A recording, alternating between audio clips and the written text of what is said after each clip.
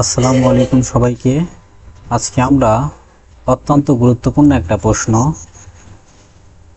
এটা মূলত ফার্স্ট ইয়ারের জন্য আজকে ভিডিওটা বানানো অনার্সের, কিন্তু তোমরা চাইলে H SC SSC honours second year সবাই দেখতে পারো আর কি। অনেক ইম্পর্ট্যান্ট একটা প্রশ্ন, স্যারদের এত পছন্দের একটা প্রশ্ন। সেটা হচ্ছে সিগমা ও পাই বন্ধন কাকে বলে, এদের মধ্যে পার্থক্য লেখো। তাইলে আগে আমাদের সিগমা এবং পাই বন্ধন কি এটা সংজ্ঞা দিতে হবে। তাহলে প্রথমে আসি সিগমা বন্ধন ক্ষেত্রে। যখন দুটি পরমাণু বা অরবিটাল মুখোমুখি মুখোমুখি ভাবে একে অপরের সঙ্গে অধিক্রমণ করে একটি বন্ধন গঠন করে, তখন সে বন্ধনকে আমরা বলবো সিগমা বন্ধন। তাহলে সিগমা মানে মুখোমুখি অধিক্রমণ ঘটবে।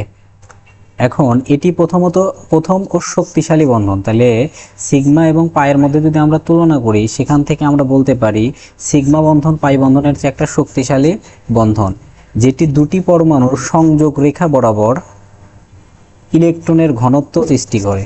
দুটি পরমাণুর সংযোগ রেখা বরাবর ইলেকট্রন ঘনত্ব সৃষ্টি করবে। এটি মূলত এস অরবিটালে, এসপি অরবিটালে, পিপি অরবিটালের মধ্যে অ্যাক্সিয়াল বা মুখোমুখি অধিক্রমণের মাধ্যমে গঠিত হবে। এখন এই জিনিসটা যদি আমরা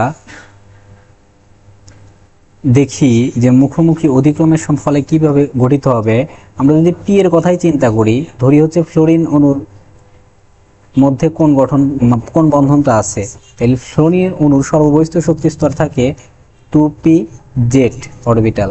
এখন 2p জেড অরবিটাল, এখানে দুইটা ফ্লোরিন অণু যেহেতু, সেই জন্য এই যে আমাদের চিত্রটা হবে 2p জেটের।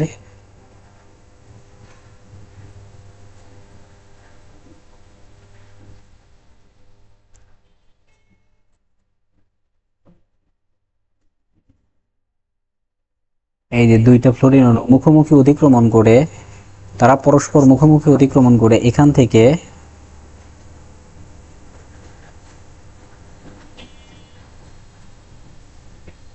অর্থাৎ এই যে এইরকম একটা গঠন আকৃতি বিশিষ্ট হবে। এই যে এখানে যে বন্ধনটা গঠিত হয়েছে সেটা মূলত সিগমা বন্ধন।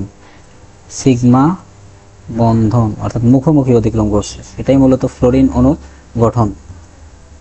এখন অনুরূপভাবে যদি আমরা পাই বন্ধনের কথা চিন্তা করি, সেটা হচ্ছে যখন দুটি পরমাণুর অরবিটাল পার্শ্ববর্তী বা পার্শ্ববর্তী সামনাসামনি বা পার্শ্ববর্তী ভাবে একে অপরের সঙ্গে অধিক্রমণ করে একটি বন্ধন গঠন করে, তখন সেই বন্ধনকে আমরা পাই বন্ধন বলবো। এটি দ্বিতীয় বা তৃতীয় ডাবল বন্ড থাকবে, আর এখানে দ্বিতীয় বা ডাবল বন্ড বা ট্রিপল বন্ড থাকবে এখানে। এটি পিপি অরবিটালের মধ্যে পার্শ্বীয় অতিক্রমণের ফলে গঠিত হয়। মনে রাখতে হবে পাই বন্ধন শুধুমাত্র পি এবং পি বন্ধনের ক্ষেত্রে হবে, এর বাইরে হবে না। আর সিগমা বন্ধনের ক্ষেত্রে সবই হইতে পারে, এস এস বন্ধন হইতে পারে, এস পির মধ্যে হইতে পারে, এবং পি এবং পির মধ্যে হইতে পারে। দুইটা এস এরকম পাশাপাশি অধিক্রমণ করার ফলে এই যে এইভাবে গঠিত হয় এখানে, অর্থাৎ এই যে এখানে একটা সিগমা বন্ধন গঠিত হতে পারে। কিন্তু পায়ের ক্ষেত্রে যদি আমরা লক্ষ্য করি, অক্সিজেনের গঠনটা যদি আমরা লক্ষ্য করি, সেটা হচ্ছে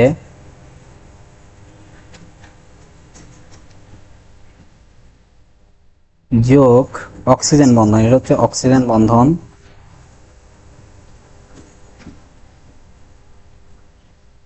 এটা আর একটা অক্সিজেনের বন্ধন। এখন এরা পরস্পর অতিক্রমণ করে মিলিত হয়ে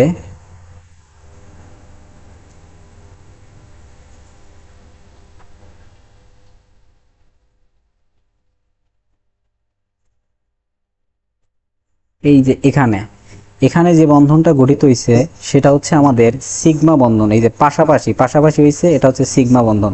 কিন্তু এই যে এইখানে এবং এইখানে যে বন্ধনটা গঠিত হবে সেটাকে আমরা বলবো পাই বন্ধন, অর্থাৎ সামনাসামনি অতিক্রমণের ফলে। এটাই মূলত অক্সিজেনের অণুর গঠন। এখন আমাদের সিগমা এবং পাই বন্ধনের যে পার্থক্যটা দিতে হবে। তাহলে প্রথমে সিগমা বন্ধন আর একটা হচ্ছে পাই বন্ধন। তাহলে এটি এক্সিয়াল বা মুখোমুখি ওভারল্যাপ দ্বারা গঠিত হয়, আর এটি পার্শ্বিক ওভারল্যাপিং দ্বারা গঠিত হয়।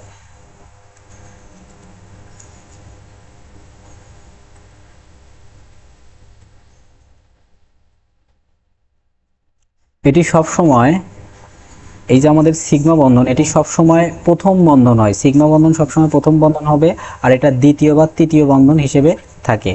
এটি পাই বন্ধনের তুলনায় বেশি শক্তিশালী। আগেই বলা হয়েছে সিগমা বন্ধন পাইয়ের তুলনায় অনেক বেশি শক্তিশালী, আর এটি সিগমা বন্ধনের তুলনায় দুর্বল, অর্থাৎ পাইটা অনেক দুর্বল। ইলেকট্রন ঘনত্ব বন্ধন অক্ষ বরাবর ঘটে। ইলেকট্রন ঘনত্ব বন্ধন অক্ষ, যে এখানে বন্ধন গঠিত হয় সেই অক্ষ বরাবর, সেই এক্সিস বরাবর বা সেই এক্সিয়াল বরাবর ঘটে।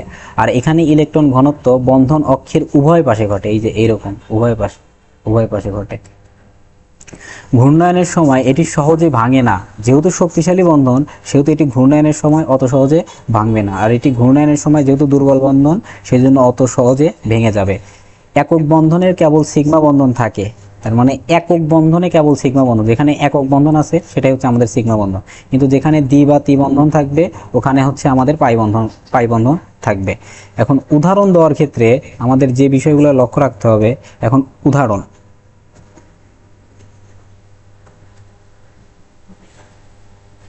যেমন আমরা যদি বলি এখানে এই যে একটা হাইড্রোজেন, এই যে একটা হাইড্রোজেন পাশাপাশি অধিক্রমণের ফলে এখানে কি বন্ধন ঘটছে, এখানে সিগমা বন্ধন ঘটছে।